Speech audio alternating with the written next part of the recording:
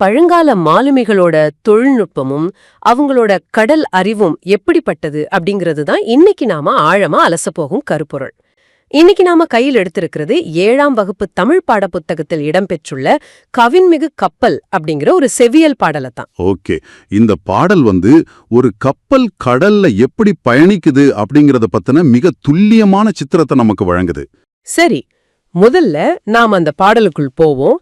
நான் அந்த 6 வரிகளையும் படிக்கிறேன். இது எப்படி ஒலிக்குது அப்படிங்கறத கொஞ்சம் கவனிங்க. உலகு கிளர்ந்தன்ன உருக்கெழு வங்கம், புலவுத்திரை பெருங்கடல் நீரிடை போழ, இரவும் எல்லையும் அசைவின்றாகி, விரைசெலல் இயற்கை வங்குழாட்ட, கோடு உயர் திணிமணல் அகன்துறை நீகான், மாட ஒள்எரி மருங்கறிந்து ஒய்ய. ரொம்ப கம்பீரமான வரிகள். முதல் வரியான உலகு கிளர்ந்தன்ன உருக்கெழு வங்கம், புலவுத்திரை பெருங்கடல் நீரிடை போழ. இதோட நேரடியான அறிவியல் பூர்வமான அர்த்தம் இதுதான். ஒரு மிகப்பெரிய கப்பல் புலால் நாற்றம் வீசும் கடல் நீரை பிளந்து கொண்டு செல்கிறது. அவ்வளவுதான். நடுக்கடல் பயணம் அப்படிங்கிறது ஒரு சொகுசு பயணம் கிடையாது. ஓ, ஆமா இல்ல. அது மீன்களும் கடல்வாழ் உயிரினங்களும் நிரம்பிய உப்பு காற்றும் மாமிச வாடையும் வீசும் ஒரு கடுமையான சூழல். அந்த யதார்த்தமான வாசனையைத்தான் புலவர் நேரடியாக பதிவு செய்கிறார். கடல் நீரை பிளந்து செல்லும் அந்த மாபெரும் மரக்கப்பலின் உழைப்பை இது காட்டுது. புரியுது. சரி, அடுத்த 2 வரிகளை பார்ப்போம். இரவும் எல்லையும் அசைவு இன்று ஆகி விரைசல் இயற்கை வங்குழாட்ட. இதோட நேரடியான பொருள் என்ன? பகலும் இரவும் எந்த இடத்திலையும் நிற்காமல் தொடர்ந்து வீசும் காற்று அந்த கப்பலை அசைத்து செலுத்துகிறது. இதுதான் நேரடியான பொருள். 2 வரிகளுக்கு வருவோம். கோடு உயர் திணிமணல் அகந்துரை நீகான், மாட ஒள் எரி மருங்கு அறிந்து ஒய்ய. இதோட நேரடியான சுருக்கம் இதுதான். உயர்ந்த மணலை கொண்ட துறைமுகத்தில் உள்ள கலங்கர விளக்கத்தின் ஒளியை பார்த்து கப்பல் ஓட்டுபவன், அதாவது நீகான், சரியான திசையை அறிந்து கப்பலை செலுத்துவான். இந்த பாடல் 3 இயந்திரவியல்களை பேசுது. அந்த 3 விஷயங்கள் என்னென்ன? 1, பெரிய கப்பல் நீரை பிளக்கிறது. 2, வீசும் காற்று அதனை இயக்குகிறது. 3, கலங்கர விளக்கத்தின் ஒளி மாலுமிக்கு திசை காட்டுகிறது. ரொம்ப தெளிவான, எந்த குழப்பமும் இல்லாத சுருக்கம்.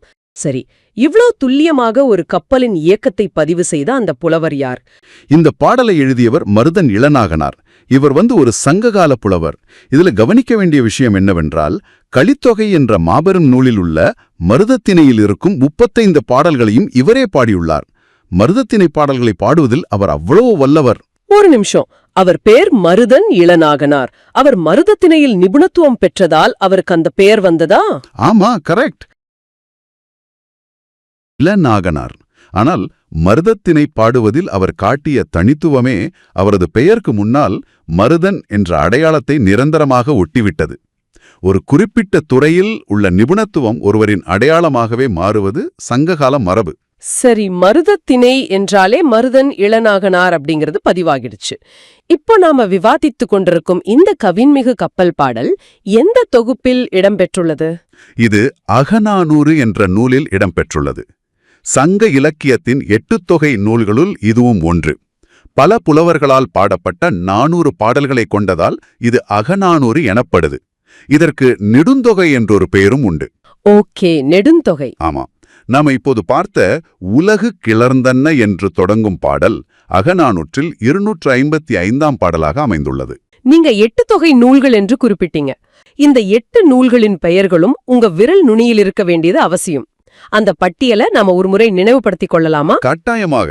அந்த 8 நூல்களும் ஒரு குறிப்பிட்ட வரிசையில் மனப்பாடம் செய்யப்படுகின்றன. அவை: 1 நற்றிணை, 2 குறுந்தொகை, 3 ஐங்குறுநூறு, 4 பதிற்றுப்பத்து, 5 பரிபாடல், 6 கலித்தொகை, 7 அகநானூறு, 8 புறநானூறு.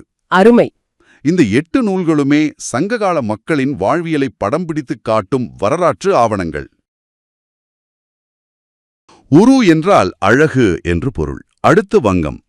வங்கம் என்றால் கப்பல் என்று அர்த்தம். போல என்றால் பிளக்க என்பது பொருள். கப்பல் கடல் நீரை பிளந்து கொண்டு செல்வதை இது குறிக்குது. அடுத்த சொல் எல். எல் என்றால் பகல். அடுத்து வங்குள். வங்குள் என்பது மிக முக்கியமான சொல். வங்குள் என்றால் காற்று. அடுத்ததாக கோடு உயர். கோடு என்றால் கரை. எனவே கோடு உயர் என்றால் உயர்ந்த கரையை உடைய என்று பொருள். ஓகே, பாடலில் அந்த பிரம்மாண்டமான கப்பலை ஓட்டுபவருக்கு பெயர் வச்சிருக்காங்களே, அது என்ன? நிகான். நீகான் என்றால் நாவாய் ஓட்டுபவன், அதாவது கப்பலின் மாலுமி அல்லது கேப்டன். இறுதியாக மாட ஒள்யெரி. இது கலங்கரை விளக்கத்தை குறிக்கிறது. இப்போ இதிலுள்ள இலக்கண பகுதிக்கு வருவோம். முதலாவது, பெருங்கடல் என்பதை எப்படி பிரித்து எழுதுவது? பெருங்கடல் என்பதை பெருமை கூட்டல் கடல் என்று பிரிக்க வேண்டும். சரி, அடுத்து இன்று கூட்டல் ஆகி என்பதை எப்படி சேர்த்து எழுதுவது? இன்று கூட்டல் ஆகி என்பதை சேர்த்தால் இன்றாகி என்று வரும். சொற்களில் எதுகை இடம்பெறாத இணை எது என்று ஒரு கேள்வி இருக்கு. அது என்ன இணை? இரவு இயற்கை என்பதுதான் அந்த இணை. ஏன் இது எதுகை இல்லை என்பதை நானே விளக்கிடுறேன். இரவு என்பதில் 2ஆம் எழுத்து ரா, இயற்கை என்பதில் 2ஆம் எழுத்து யா. ரெண்டுமே வேறு வேறு எழுத்துக்கள். 2ஆம் எழுத்து ஒன்றி வரவில்லை, அதனால இது எதுகை இல்ல. 40 முக்கிய ஒரு வார்த்தை வினாவிடைகள் பகுதி. 1. பாடலின் தலைப்பு என்ன? கவின்மிகு கப்பல். 2. எந்த நூலில் இடம்பெற்றுள்ளது? அகநானூறு. 3. அகநானூறு எவ்வகை நூல்? எட்டுத்தொகை. 4. அகநானூற்றில் எத்தனை பாடல்கள் உள்ளன? 400. 5. அகநானூற்றின் வேறு பெயர் என்ன? நெடுந்தொகை. 6.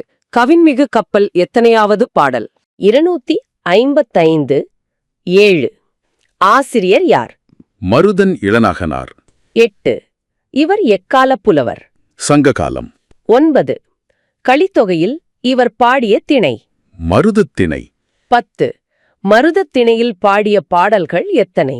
35. 11. இவரின் சிறப்புப் பெயர்? மருதன். 12. உரு என்பதன் பொருள்? அழகு. 13. வங்கம் என்பதன் பொருள்? கப்பல். 14. போழ என்பதன் பொருள்? பிளக்க. 15. எல் என்பதன் பொருள்? பகல். 16. வங்குள் என்பதன் பொருள்? காற்று. 17. கோடு உயர் என்பதன் பொருள்? கரை உயர்ந்த. 18. நீகான் என்பதன் பொருள்? நாவாய் ஓட்டுபவன் அல்லது மாலுமி. 19. மாட ஒள் எரி என்பதன் பொருள்? கலங்கரை விளக்கம். 20. புலால் நாற்றமுடையது எது? கடல். 21. இரவும் பகலும் தங்காமல் வீசுவது எது? காற்று. 22. நாவாயை அசைத்துச் செலுத்துவது எது? காற்று, அதாவது வங்கள். 23. மாலுமி எதன் ஒளியால் திசையறிவான்? கலங்கரை விளக்கம். 24. உயர்ந்த கரையை உடையது எது?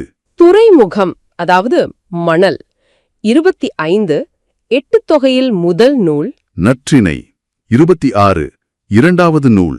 குறுந்தொகை. 27. மூன்றாவது நூல். ஐங்குறுநூறு. 28. நான்காவது நூல். பதிற்றுப்பத்து. 29. ஐந்தாவது நூல். பரிபாடல். 30. ஆறாவது நூல். கலித்தொகை. 31. ஏழாவது நூல். அகநானூறு. 32. எட்டாவது நூல். புறநானூறு. 33. மக்கள் வெளிநாடுகளுக்கு எதில் சென்றனர்? வங்கத்தில். 34. பெருங்கடல் பிரித்து எழுதுக. பெருமை கூட்டல் கடல். 35. இன்று கூட்டல் ஆகி சேர்த்து எழுதுக. இன்றாகி. 36. இயற்கை வங்குள் ஆட்ட, இதில் வங்குள் என்பது? காற்று. 37. எதுகை இடம்பெறாத சொல் இணை? இரவு இயற்கை. 38. வங்கம் என்பதோடு பொருந்துவது? கப்பல். 39. எல் என்பதோடு பொருந்துவது? பகல். 40. நாவாய் எதை பிளக்கும்? ஒரு பெருமூச்சு விட்டுக் கொள்ளுங்கள். ஆமா, 40 கேள்விகளையும் எக்ஸ்பிரஸ் ரயில் வேகத்துல மிக சரியா அடித்து நொறுக்கிட்டோம். கண்டிப்பா.